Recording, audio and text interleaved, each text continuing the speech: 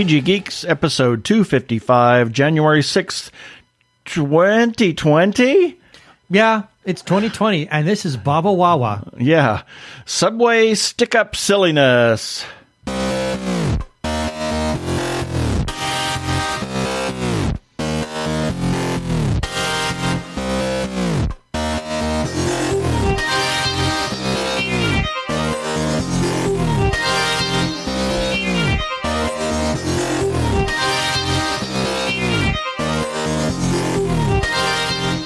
Hello and welcome to another webcast from tggeeks.com, where Ben and Keith, the two gay geeks, talk about all aspects of geekdom and nerdery.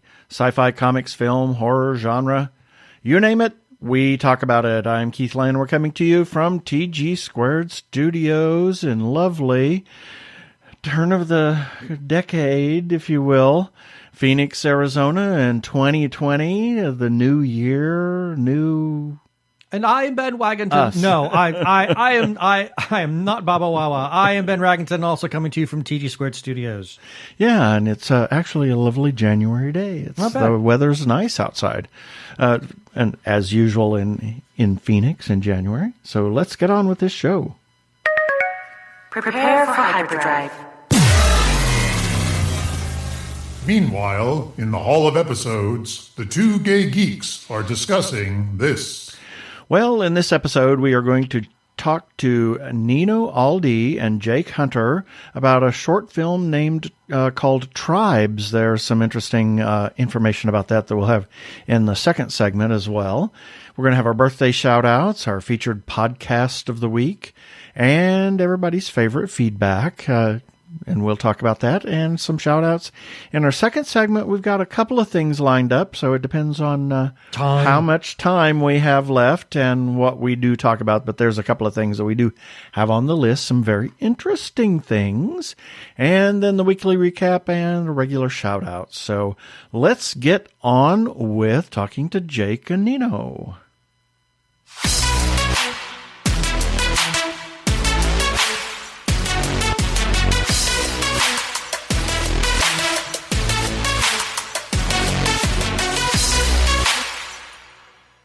And this time we welcome to our show director Nino Aldi and Jake Hunter, who is producer and actor of a new short film called Tribes. Welcome to the show, guys. Hey, thanks for having us. Yeah, thanks for having us. So we've watched this short film, and you were recommended to us by Patricia Chico, one of our favorite people in the world. And so we didn't get a whole lot of background on the two of you. So who wants to go first and give us a little background of who you are and how you kind of got into filmmaking? I guess I can go first. Okay. If you don't mind. If you don't mind, Jay. Yeah. This is Nino. Yeah. Okay. Yeah, this is Nino. So my background into filmmaking, I think, I'm basically sort of self-taught. So when I was in high school, I used to make movies. I mean, this is a while ago. I mean, before, early 2000s, essentially. And essentially, I used to make the movies in high school. Then I went to film school for music, theater, and that stuff. And then I moved to Los Angeles, and I kind of worked my way up for years.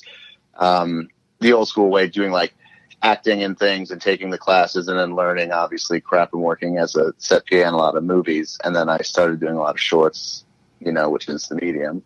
And then I ended up, I'm a field producer on a show as well over in LA. So, I've just been in the industry basically my entire adult life for about 17 years. So. Wow. That's amazing. Yeah. So yeah.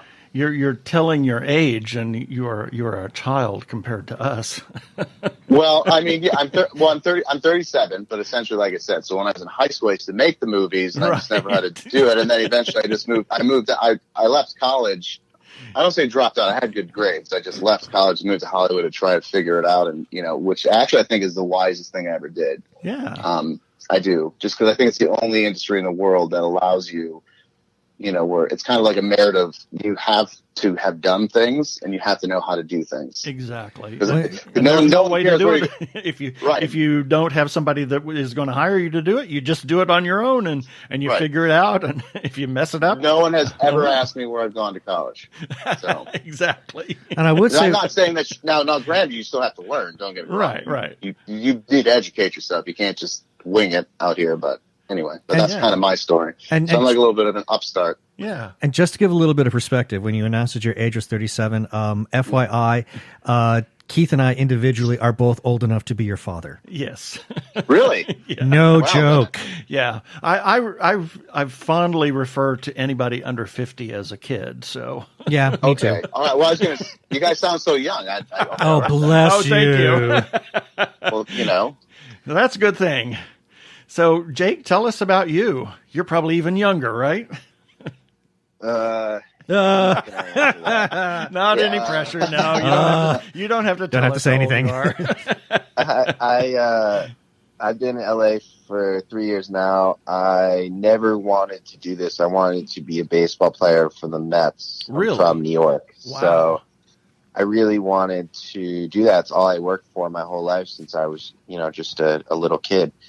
And after college, all signs were pointing to me not being able to play at the next level. There's such a short window to make it. And, I'd always been kind of fighting the uphill battle to keep my playing career going. And, my junior year of high school, I didn't make the varsity team. I went back. I worked really hard. I came back the next year. I made the team. I got a scholarship to play in college. And I'm like, that's just what I'm going to keep doing. Cool. So, the cool thing about baseball was it gave me this work ethic that taught me, how I'm going to get things done, and I'm just going to outwork everybody. That's what I thought. So I was, the last thing that happened in my baseball career was I drove from upstate New York to Philadelphia for an open tryout for the Philadelphia Phillies. I left at like 3 a.m.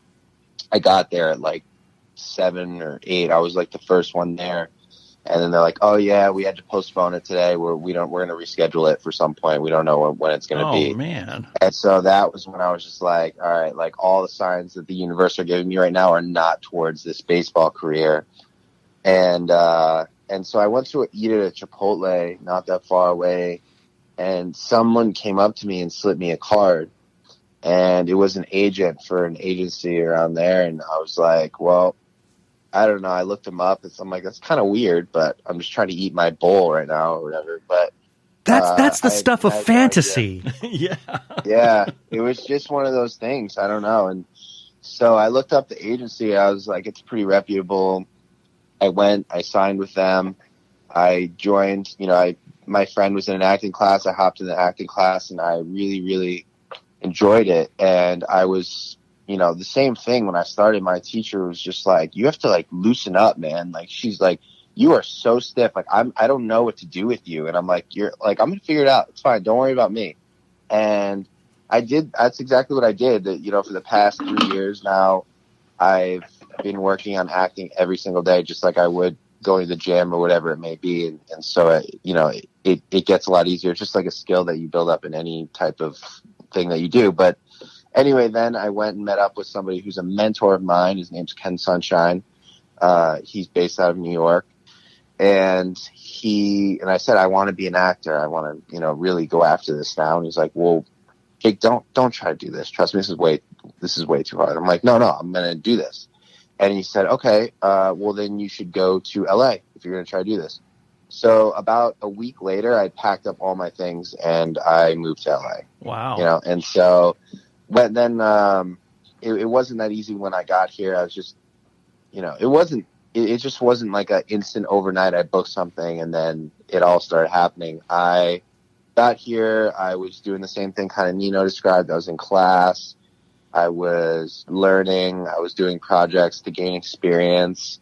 It was probably like 3 or 4 months before I booked anything, even like a very low level type of like student project, like anything that, to learn and gain experience on.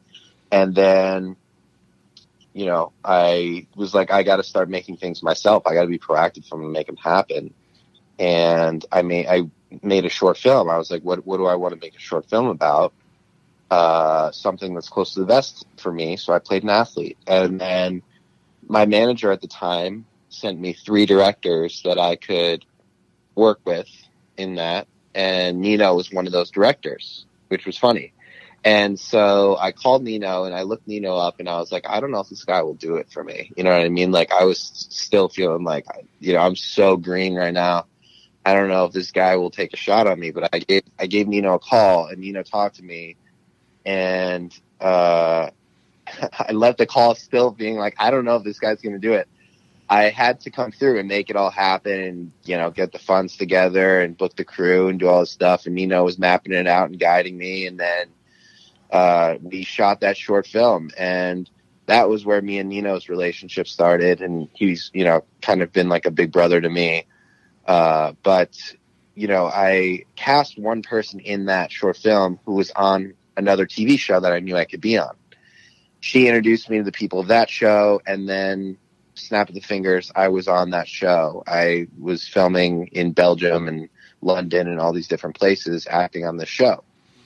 And I also then became a producer on that show. That show got nominated for the Emmy and won an Emmy. So within a super short amount of time, it went, things changed pretty drastically in terms of career.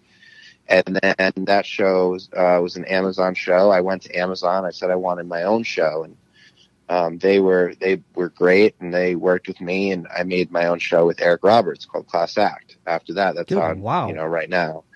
And so and then after that, this summer I got to I had a small role at a movie down in New Mexico called The Comeback Trail with Robert De Niro, Morgan Freeman, and Tommy Lee Jones. So wow. I've been having some really, really cool stuff happen to me. And again, it's just, I've worked extremely hard on the craft, on the business side of things, and putting all those different things out into the universe, not knowing which of them is going to hit necessarily.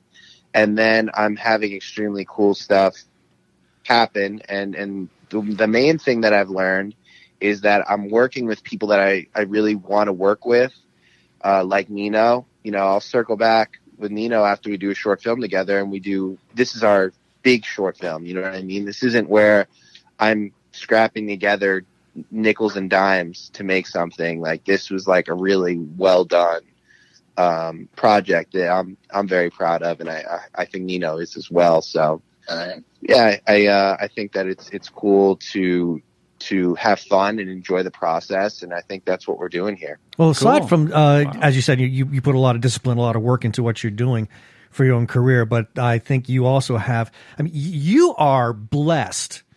Let's be honest. Somebody approaches you, an agent approaches you, or someone representing an agency. That, like I said, that is the stuff out of fantasy. Those are the dreams that so many people have in going to Hollywood, that someone's going to come up to them and say, just be discovered. Everybody who has that kind of, dream to make it, crack it in the industry has that wish that someone would approach them. And then again, by just meeting the right people at the right time, it completely made your career, explode and take off. Wow, that's great. That's unheard of. And interesting thing you said. That I'm waiting for it to happen to us. You really worked about and worked at being an athlete, and that is it's a hard job. A baseball player, that is a tough thing to do. Not just through high school and college, but when you become a professional, into the majors. Oh my God, it's a commitment to 3/4 of the year every single day. Right. Right. So that takes a real commitment, and it apparently shows through in what you've done now. That hard work has really paid off. So I appreciate that. So Nino, tell us. You tell us about this film. How did this film come about, and then Jake can tell us what his role was. So the film is Tribes.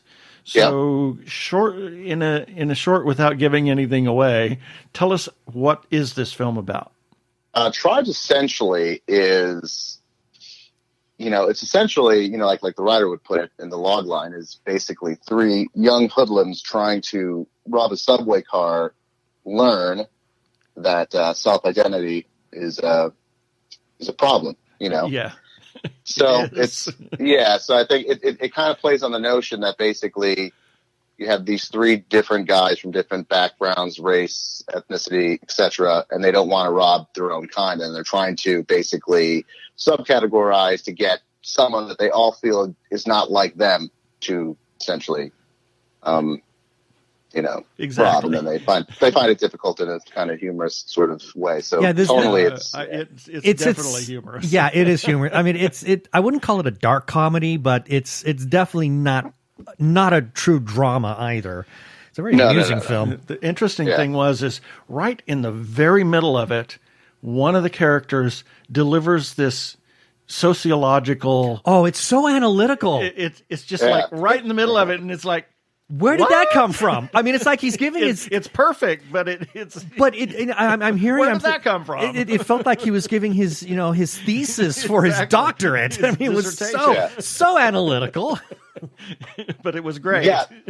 So essentially, in finding this project, actually, so I'd done a few short films before, and a feature, and I was working on something with Jake, and we wanted to do a really high level short that could go on like the upper echelon elite circuits, like the Sundance, like the big festivals. Right. Because we've done some small ones together that's still gone to like some like Academy qualifying, but we want to go do one that's really big. And I said, well, we need to find something that's gonna, to elevate. I mean, making short films is hard, especially on a professional level, because you have to differentiate from student film, Right. And generally speaking, you need to have a concept, you need the story. There's a lot of things that kind of go into decision makings with the narratives anyway. So what I did essentially is I talked to him. I said, because I'm a writer director, and I said the stuff that I write is usually thriller. It's not necessarily for this sort of thing. So we need to find a script. And I reached out to a few festivals, saying we're going to try to produce reading some award-winning scripts. And we got tries. I'm like, oh my gosh, it's perfect. The message is so clear. It's very current, with what's going on today. It was something that, we felt that we could do. And I shared it with Jake. He loved it. And then, the team, Adam Wahid loved it. So we felt that that's basically how it started. So cool. And then there's a great, and the writer, Andy Marlett, he actually is really into geopolitics. So that's that monologue in the middle. Right, that's right. all in. He's very into, he just loves that sort of stuff. So and I basically, that's basically the start of it. Yeah. It was going along, and then all of a sudden that's dropped in there, and it's like, what the heck? Well, at that point, I think the entire tone of the short changes from there on, because now it's becoming it becomes real. Well, not just real, but real treated with a bit of humor at the same time. And it was fun to watch that moment actually happen. I mean, both the two of us, Keith and I, as we were watching, and our eyes just kind of like popped open. Thought, where did that all happen? Yeah. So the filming of this is interesting because it takes place. I said it's on a subway. Mm-hmm. What were some of the filming challenges that you had in order to make that? Because it looked like you actually filmed it on an operating subway. It looks like we did. We actually built that subway train station in 5 days, and whoa, yeah. And it was honestly, it was the roughest thing that I've ever had to do. So, and I think I had to say this once before. People are like, oh, what's the challenge of shooting? The challenge on this thing is not shooting anything, because once it's all lit and it looks good, it's fine. Building a subway in that short period of time, just was, because it's the usual thing. Because again, we had to build a train costs money, and then you need finances to be in accounts to get to the rent producers, to kind of shell out or whatever. But it came in so late that they wouldn't build anything. Wow. So it was like one of those things, like, are we doing this? Like, it's like a very ambitious. There's a lot of people in it. We had a big cast with a lot of background in it. And, really it was just getting it to look proper, to sell the fact that it's a subway, what it in fact is not. is the challenge. I was impressed. I was highly impressed. I've ridden enough trains, across the nation that I was looking for the telltale signs, and you got the lights going right, and everything is as if everything is passing by, and on the side as well as the ends, and it was great. And there seemed to be like just the right kind of jostling of the car. Yeah, I mean, all of it, because Keith and I both been on the New York subway system, and it looked so real to me that I actually thought you guys kind of borrowed a car for the sake of the production, and just said, okay, everybody, we need to have this car just to ourselves so we can film this short. That is the slickest thing I've seen in a long time. I'm now even more triply impressed. Thank you very much. Well, that was the design. We had a production designer who was great, Emily Peters, and she said, "What are we looking for?" I said, if you want to go color palette or whatever, you want to do something orange line, because that's a nice teal, and orange is obviously is a good color palette for this piece. Because, like I said, for me, it's like directing to me is basically making a plan and sticking to it, essentially. So and then just kind of, adjusting to what happens. So the color palette, we knew we had to build the set. What does this train look like? Which also affects, everything else. And first conversation I had with the DP was, he said, "What do you want this to look like, Brett?" I'm like, "Oh no, I'm going to play this dark and gritty." So that like with the audience, it's because it starts off very intense robbery, which is more of my style, the types of things I do. And then eventually it'll just kind of ease, and the same thing I told the cast. I said, just play it. The script is a great script. It's well written. That's what we're doing. We're not there to tell jokes. We're trying to, hit the message and the theme of what, Tribes is, and just play it straight, essentially. Right. And then therefore that, coupled with the mood and coupled with everything else, is kind of, it all just sort of worked for what this was anyway. That's, as a director, that's all you can do is have a plan and then execute it. Exactly. So and then Jake was producer and the actor. And were there any challenges for you as an actor in this short film? As an actor, same thing as what Nino said. I had zero challenges. I was ready to go. I'd been working on this character for a bit. As soon as we got this, I was like, we're going to make this happen. And so I started working on the character, and it was so well written that I just had to do the work. And once I did the work, I could just show up and play and have fun and, not try to do too much or make anything happen, because Andy made it happen for me. Basically, it was one of my favorite scripts that I've gotten to do in terms of the writing. And my character was kind of funny. He was like kind of a step slow for everyone in the gang. So if I played it to where I was, trying to do that, I feel like it would just come off kind of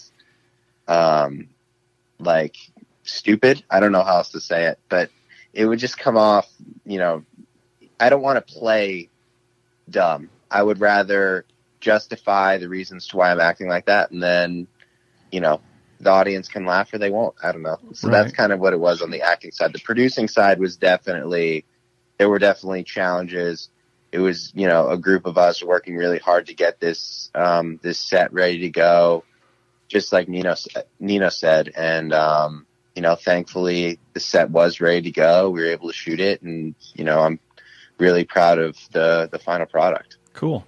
So, is this film going to be on the festival circuit, or what is the plan for the film? Yes. The plan. I'm sorry, Jake. You can answer that one. No, that's all you. Go for it. Okay. No, I was saying yes, absolutely. We want to do this on the festival circuit for sure. On like you said, the upper echelon. So ideally, we just kind of started done, but we're trying to premiere, Lord willing, at Sundance, and then kind of just go around like that, and then hopefully get it out once that's done on broader audiences and stuff via Amazon or something like that. But fantastic. It's a relatively short piece, and I think it'll be relevant at least thematically for the next couple few years. Oh yeah, exactly. Yeah. Very nice. So if people want to learn, because I would recommend people need to see this. So if it hits any festivals in your area, by all means, people, you should go check this film out. It is absolutely wonderful. Keith and I loved it.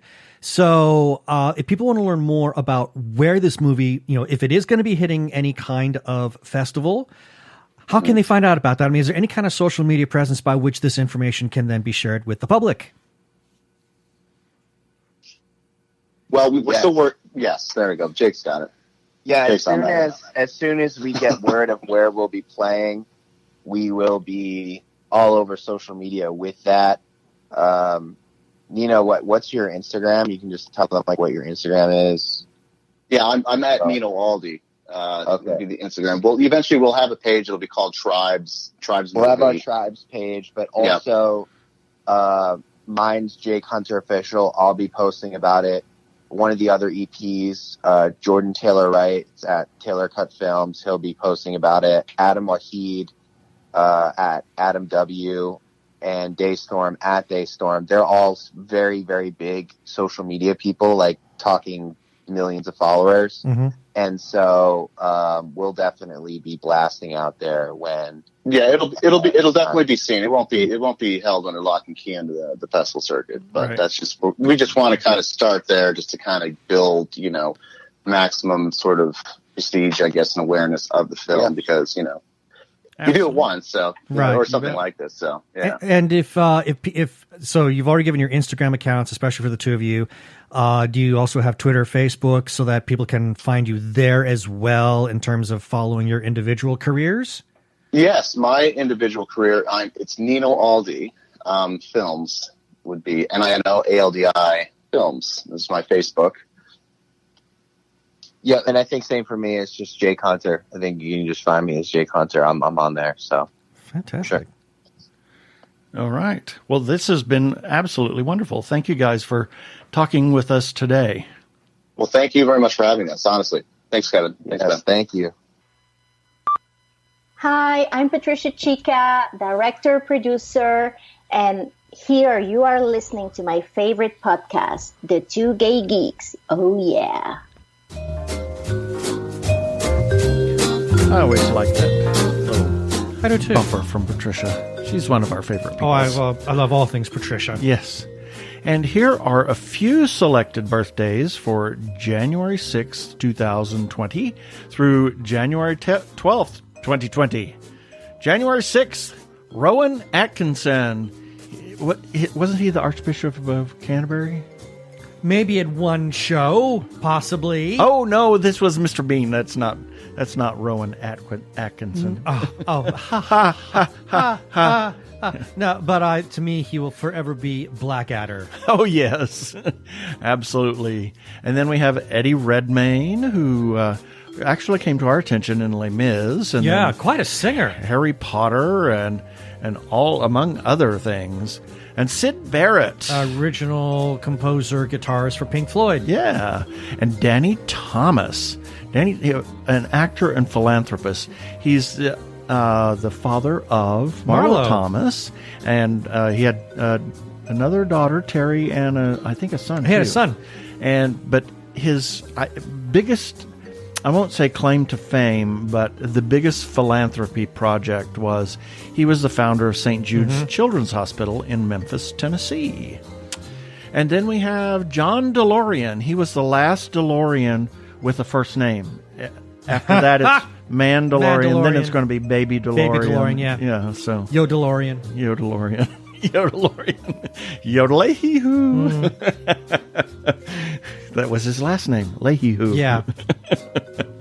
Anyway, he was the engineer of the car that was manufactured, named the DeLorean. Yes, and he fell into a little bit of scandal. Well, I'll just say that Joan Rivers had the greatest comeback for that. She said that the last design that he came up with, the DeLorean, had a spoon for a hood ornament. Mm-hmm. And then we have Loretta Young, who was known for the Loretta Young Show, and she was known for her gowns and her swirling entrances. She was actually the godmother to Marlo Thomas, and her brother-in-law... No kidding, I didn't know that. Yeah, and her brother-in-law was Ricardo Montalban. Whoa, I didn't know that either. Married to her sister, and she actually lived with them in Palm Springs when she died. Wow, how about that? Then we have Khalil Gibran. He was a poet, artist, and philosopher. His big claim to fame was The Prophet, as one of the best-selling books of all time. It sold over 9 million copies in English alone. Okay. It's been translated into 100 languages. It's a philosophy, and it's an interesting book. I remember my mother had a copy of it and actually had some of his paintings or lithographs in the book itself. It's kind of a philosophical book. Everybody talks about the philosopher. Anyway, we also then have Tom Mix. He was an early screen star. He helped define the Western genre in film, made 291 films. Wow. All but 9 were silent. So, we're talking films that were not very long at that point. But he was a silent film star, and it was mostly in Westerns. And then we have Alexander Scriabin, who was a controversial Russian composer. He actually very atonal and just odd music. But he actually created a circle of fifths with colors representing the relationships of the key signatures to each other. Okay. Interesting. It's a fascinating little thing. So check him out, Alexander Scriabin. Terry L. Smith, a good friend of ours who's a writer. She's author, painter. Yeah, her artwork is fabulous. Oh my gosh, just some really interesting I love her things. artwork. Yeah. Happy birthday, Terry. January 7th, Jeremy Renner. Who will be back on the small screen sometime this coming year on Disney+. Oh, really? He's Hawkeye. I thought he was a Green Arrow. Yeah. I'm pinching your head off. Right? Well, he has a bow, an arrow. I'm telling you, all of our comic book nerds right now are just clutching just kidding. They are clutching their pearls right now, Exactly. hearing you say that. I know. I'm just teasing. And then we have Nicolas Cage, who makes everything better. Yeah. Right? So I've been told. Actually, there's some really good films. He's been in some really good films. He has done some good. I liked The Sorcerer's Apprentice. Yes, and the Treasure. National Treasure. National Treasure movies. I like those Yeah, movies. so- I'm not down on Nicolas Cage. I like the guy. I know. I was making a funny. Another one. Robert Sheehan, who has actually done a lot of work, but came to our attention in Ari Gold's Song of Sway Lake. Oh, yes. He was just brilliant in that. And then in Umbrella Academy. Oh, yes. He Yes. was amazing in Yeah. that. He kind of broke out. I mean, does this indie film, and then look where he goes. Yep, exactly. Good for him. And then we have Max Reimelt. Oh, from who was Sense8. Sense8, yes. And then we have Francis Poulenc, who was a composer, mostly known for Dialogues of the Carmelites. I love the music. It's the story and some of the singing that just kind of gets in the way for me. Well, the story is very grim. But he wrote some just beautiful music. His music is just divine, and in some cases he wrote a lot of church music as well. So imagine that. yeah. And then we have Kenny Loggins. What do you say about Kenny Loggins? Huge in the 80s. Yep. And then David Caruso, CSI Miami, most known to us anyway. Well, among other things. He started off. I think he was in First Blood, the Sylvester Stallone film. That might have been one of his breakout roles. But I think for television, it would have been NYPD Blue. Yep. And then he went on to CSI Miami, where he played the Angel of Death. Yes. And then we have Christian Louboutin, who is a French designer, primarily associated with his stiletto heels with the red lacquer soles. Oh, that's his. Yeah, those are his. Yes, okay. He's branched out into a lot of other things, but that's his signature thing that he does. And then we have Adolf Zukor, who is a film producer and one of the founders of Paramount Pictures. Oh, okay. And then we have a very special birthday. Happy birthday to Millie Mahoney Delaquila. She is actually 60 years old. Happy birthday, Happy birthday, Millie. And then we have Hamish Downey, one of our own. Happy birthday, Hamish. Love you, Hamish. Happy birthday. Yes. January 8th, Elvis Presley, the king. The king. Well, with the bionic pelvis. Yes. And Stephen Hawking, the scientist. Yes. David Bowie, the singer. Oh, my God. And Graham Chapman, the comedian. Holy smokes. The all people four of on those. this day. It's like... It's, wow. They defined a generation, really. They did. Just those four alone. Exactly. I mean... But it doesn't stop there. Just to say that, but we have, Elvis Presley, obviously very big, and Stephen Hawking with his scientific accomplishments. Yeah. I mean, what Elvis brought to rock and roll, Stephen and science... David Bowie. I mean, oh my Lord! Wow, we were just talking about David Bowie the other day. Yeah, I heard some of his music. I mean, and there's nothing else can be said about Bowie. Yep. And then Graham Chapman was Monty Python. So, and then we have Nick Nolte, who had one of the most amazing. I don't want to call it a comeback, but wow, I think he found a new level of popularity playing Quill. Yes. In The Mandalorian. Exactly. And then Shirley Bassey. She's a Welsh singer and woman of color. She did the sound, or the, I won't say soundtrack, but it was the theme song. The theme song for Goldfinger, Diamonds Are Forever, and Moonraker. So I didn't know she did those other two as well. All three of those. Wow. Yep. Then we have Jose Ferrer, who was the Padishah Emperor Shaddam IV. Well, that's what I know him best. That's what most people know him best as. Then we have Bob Eubanks. The Newlywed Game. Every game show, actually.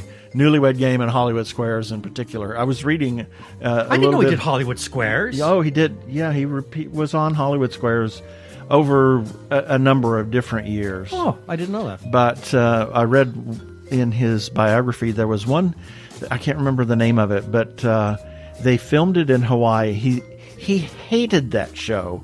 Just hated it. He did a game show in Hawaii? A game show that they did in Hawaii. Well, I remember there was one game show that was in Hawaii called Beat the Clock. I don't know whether... I don't remember if he was in... I remember that... I saw that regularly when I was 6. Yeah. I don't know if that was it, though. Yep. And then we have Larry Storch, who actually... F-Troop. Surprisingly, I mean, you know how some actors, they are forever that character. They're locked into that role. And that was Larry Storch, but he was an in-demand voiceover actor. Really? He is still alive. He is 96 years old. I knew that he was still alive, but I didn't know he was an in-demand voice actor. Oh my gosh, he's done so many different things. Good for him. And Gypsy Rose Lee, a vaudeville actress whose autobiography was the idea for Gypsy. And this one, William Hartnell. Who is he? Who? Yes. Doctor Who? Doctor Who? Yes. He was the originator and the first Doctor, and where it all started, I guess you could say. And if my memory is correct, that was a role that he really came to embrace later on. Maybe not at first, because he was a very classically trained actor. Yeah. And now he's playing the sci-fi time kids traveler program, but I think when he began to realize how children were just so gravitating towards him, I think that's when he found a new love for the role. Yep. January 9th, Jimmy Page of Led Zeppelin, Dave Matthews of the Dave Matthews Band, exactly, and Bob Denver. He's John Denver's brother. Yeah, exactly. It's a fact. But had his nickname was Gilligan. Yes. Imagine that. Yeah. Yeah, forever known as Gilligan. Imelda Staunton. Imagine everything pink. With cats. And cats. Yes. Yes. Thomas Paine, writer of Common Sense. We could use a little of that right now. Definitely. And Paul Nutini. He's a musician. Oh. The band Paisley. He's a Scottish musician. Okay. But I don't know if you say his name like Nutini. Probably not. Probably not. Yeah. Paul Nutini. January, then we have, oh my gosh, can't forget, Rosemary Enlow. Happy birthday, Rosemary. January 10th, we have Rod Stewart. Who's still alive and looks like he was born, I'm going to say something very awful. He was born looking 80 years old. And Jim Croce, singer, songwriter. And Jermaine Clement, New Zealand comedian, singer, Flight of the Conchords. He was Tamatoa, a.k.a. Shiny, in Moana. And he is actually, in Moana, they wanted indigenous population, indigenous people. And he is of Maori descent. His mother was Maori. So he was New Zealand. Loved him as Shiny. Oh, my gosh. That was such a great part. He was wonderful. And then we have Pat Benatar. Oh, my God. What a lady. Yes. And Sal Menio, an actor, he was reported, in an interview said that he was bisexual, but he was actually living with a man whenever he died. He was actually killed tragically. He was stabbed to death by a pizza delivery man. Oh, God. Good grief. I remember when that happened, too. And Linda Lovelace. Oh, my. And that's about as close to porn as we're going to get. Yep. But her movie Deep Throat kind of was the impetus for the name of but I during the Watergate. Anyway, think it meant the same thing. Oh, okay. Anyway, then we have Donald Fagen. Oh, Steely Dan, and Roy E. Disney, the nephew of Walt and son of Roy O. Disney, who was actually a big part of the Walt Disney Company. Oh, yeah. For almost till he died. And the animation studio, we got to be there for the dedication Actually, when it was renamed. Exactly. And a Facebook friend, Tim Hampton. January 11th, Alexander Hamilton, colorful revolutionary and early Republic character. He was named after a musical. So imagine that. Imagine that. And Albert Hoffman. He was a Swiss scientist and researcher. He lived to be 102 years old. Good grief. He spent his entire life at one laboratory. And he's most noted for discovering lysergic acid diethylamide, or LSD. Ah, okay. In 1938. Actually, on April 19th, 1943, he took some acid and rode his bicycle home. Oh, my God. That day is referred to as Bicycle Day by LSD enthusiasts. No so kidding. We have 4/19 was Bicycle Day, and 4/20 is Marijuana Day. Marijuana Day. How about that? Amazing, huh? And then we have Lord Curzon. Dax? No. Oh. This was on Earth. He was the Viceroy of India. Ah. And then we have special friend Eileen Dietz, who's a Scream Queen, and Mr. Tanner Chavez. Happy birthday, Tanner. January 12th, Jeff Bezos, our Amazon overlord. Yes. And Rob Zombie, musician, filmmaker. Who looks like he might be the withered remains of wacky Alan Moore. Well, somebody actually posted something on Facebook and said he looks like someone microwaved Jason Momoa on high for 45 minutes. That's true. But to me, he looks a little. But I kind of think he looks a little bit like Crazy Uncle Alan. Well, a little bit, yeah, you could say that. And Howard Stern. Interestingly enough, because Howard and Rob actually collaborated on a song for Howard's movie Private Parts. Fascinating. And Maharishi Mahesh Yogi, the founder of Transcendental Meditation. And John Lasseter, formerly of Pixar. And then we have... The Amazing... Is that his first name? Yes, it's a fact. It's a fact. Kreskin. The Amazing Kreskin. And a filmmaker friend of ours in France, Sylvain Durard. And we also have... another one of our own, Mr. Tommy Cannon. Happy birthday, wonderful Tommy. Happy birthday. And that's it for the birthdays this time. Wrong.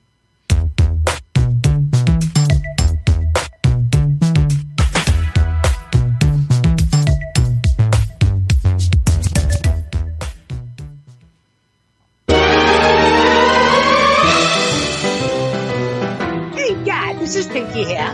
You and I and the brain are listening to Krypton Radio. Sci-fi for your Wi-Fi. Love.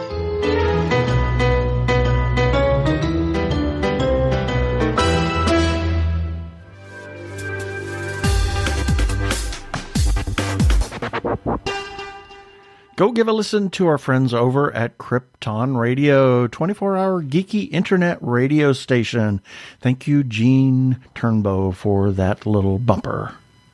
I'm Daniel Radcliffe, and I believe that reaching out for help is the bravest thing a person can do.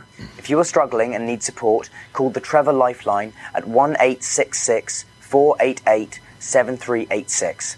It's free and confidential, and trained counsellors are there to listen 24/7 without judgment.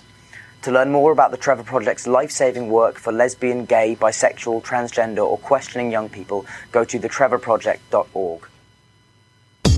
Now it's time for this. Sorry. Yeah, we got a lot to get through and very little time to do it.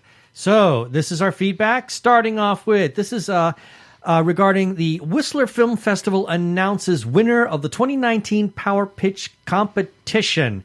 And all these stories we will be running in the show notes for this episode at tggeeks.com.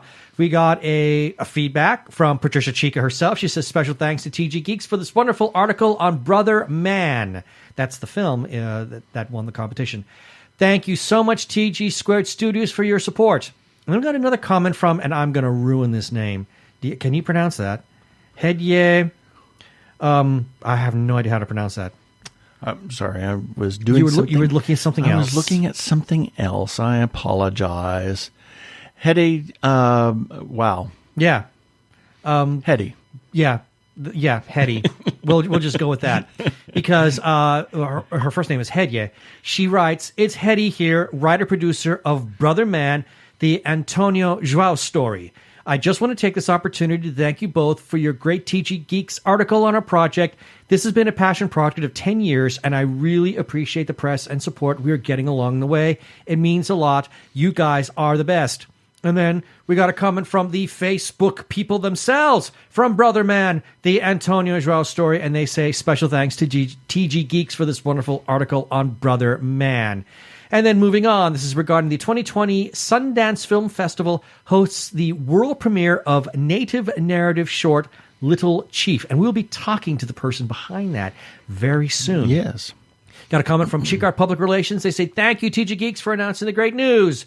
And then moving on, regarding Andrea's Angle, Bombshell, the movie, has powerful performances, strong female voices. And we got a comment from Mrs. Summers. That's Keith's niece. She says, Our niece, yes. This movie looks so good. I'm so glad to read that Andrea enjoyed it. And then we close it off with a little review from Jeannie Koch. This is during the holiday run we just had. This is regarding Reindeer Games, is another of Jeannie's Christmas classics. Now, before I read her review, and I was just sharing this, I said this was questionably a holiday film. I didn't mean to say that I questioned it. I just said that other people, I only said that to think that maybe other people might. Anyway, Jeannie said, I'll fight you for that questionably, Ben. This is even more of a Christmas movie than Die Hard is. Well, there it is, and that is our feedback.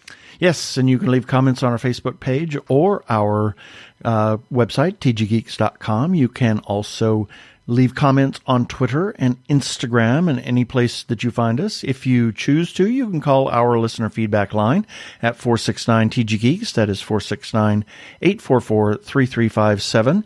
You can leave a voicemail, and we will play that on air, and you can be famous too. But always remember, please play nice.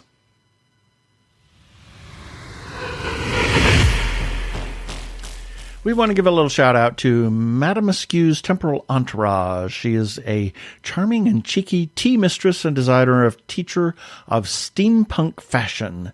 She and the Grand Arbiter have live tea sessions each Friday night at 6:30 p.m. Pacific and Saturday at 10 a.m. Pacific. Join them for tea and conversation, and consider supporting them on patreon.com and search for Madame Askew. We're supporters of independent creators such as filmmakers, comic book artists, writers, or others. Please buy their stuff. If you see them at wherever, talk them up to other people and buy their stuff. Please consider supporting independent creators. And also the Joshua Tree Feeding Program, 501c3 nonprofit food pantry for HIV/AIDS community in Maricopa and Pinal counties. They offer a place where the clients can select from a wide assortment of nutritional foods to take home. They set it up just like a store so they could pick out what they want, and it empowers them to take only what they want so no food is wasted. Joshua Tree is an all-volunteer organization and depends on donations to keep itself afloat. Please consider supporting Joshua Tree either through a monthly recurring gift or a single monetary gift. Go to jtfp.org.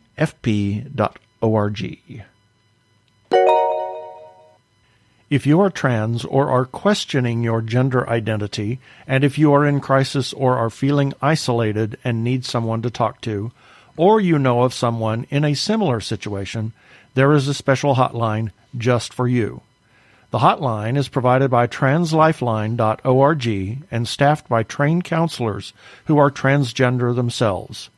The hotline in the U.S. is 877-565-8860. In Canada, it is 877-330-6366. Or you can go to translifeline.org to learn about the important work they are doing. Please reach out for help. You are not alone. Yeah, baby. They're like two gay geeks. They're together, you know. They're two gay guys and they're geeks. Is that okay?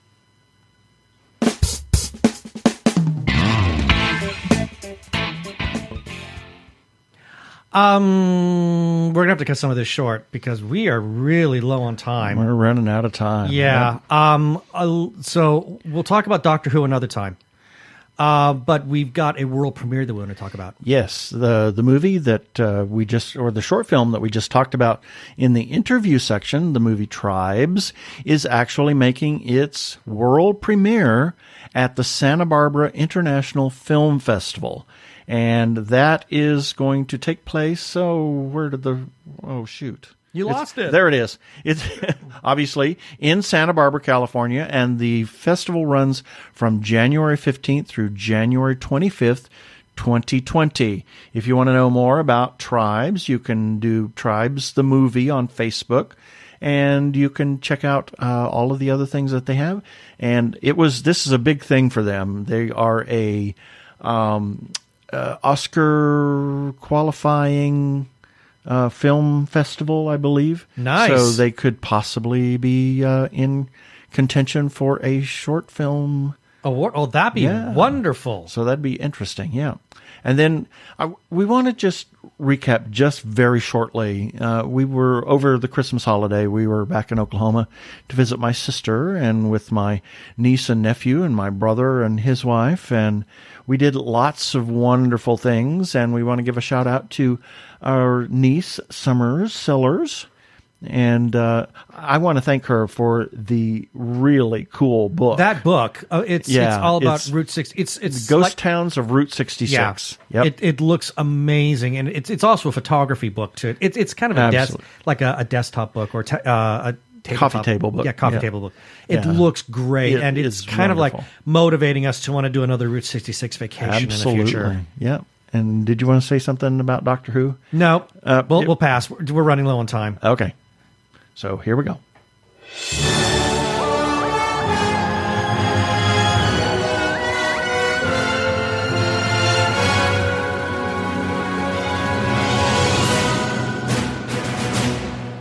This is the weekly recap, and we're going to be running the links. Weekly. Yes, we're going to be running. Yes, it reeks. We will be running all of these links as part of the show notes for this episode that you can find at tggeeks.com, starting with Sunday, December 29th, Dr. Zombie Monster Family Physician number 81. Closing in on 100. That's right. Also, Jeannie Koch had Christmas Classics double feature, Jumanji Welcome to the Jungle and Jumanji The Next Level. And then On Monday the 30th, TG Geeks episode number 254. Also, Santa Barbara International Film Festival to host the world premiere of short film Tribes that Keith was just talking about. And then on Tuesday, New Year's Eve the 31st, Jeannie's Random Musing on Hollywood holiday decorations. And then New Year's Day, January 1st, Jeannie's Yaps, a positive review of Cats? Holy cow. Holy cats. Exactly. And then on Thursday the 2nd, short film Creation, the film, that's the name of it, now online. Also, Aaron's Arcade reviews Quince, the definitive bilingual edition. And then on Friday the 3rd, News Sushi number 93, also closing in on 100. Morsels of news from Japan and beyond from the birthday boy Hamish Downey. And then on Saturday the 4th, Avenue 5 debuts January 19th on HBO. Here is a look at the upcoming episodes, and it's really amusing. I can't wait. And you can find all of this at tggeeks.com. As well as entries on our Facebook. Please visit and comment.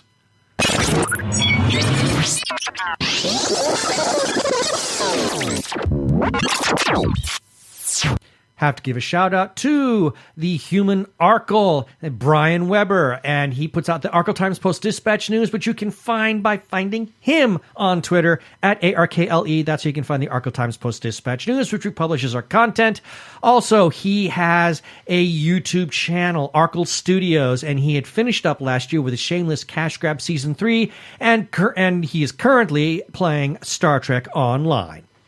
We also have to give some shout-outs to a couple of Facebook groups for allowing us to post our lovely content on their pages. First, Two Gay Geeks After Hours. Big thanks to the moderators for literally saying that we could share away our content, and we do. Their URL is facebook.com/group/Gay Geeks After Hours, all one word.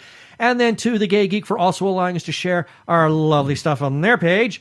And their URL is facebook.com/group/The Gay Geek. And we must always give special thanks to their moderator, Jeremiah Reeves. Thank you, Jeremiah. And lastly, we can be found on Spotify, TuneIn, Stitcher, as well as where other fine podcasts can be found. Also, check us out on Krypton Radio at 3 a.m. and 3 p.m. Pacific Time on Tuesdays, and listen to their other content. They're a 24-hour geeky internet radio station. Please rate us and review us on iTunes, and don't forget to subscribe to our YouTube channel.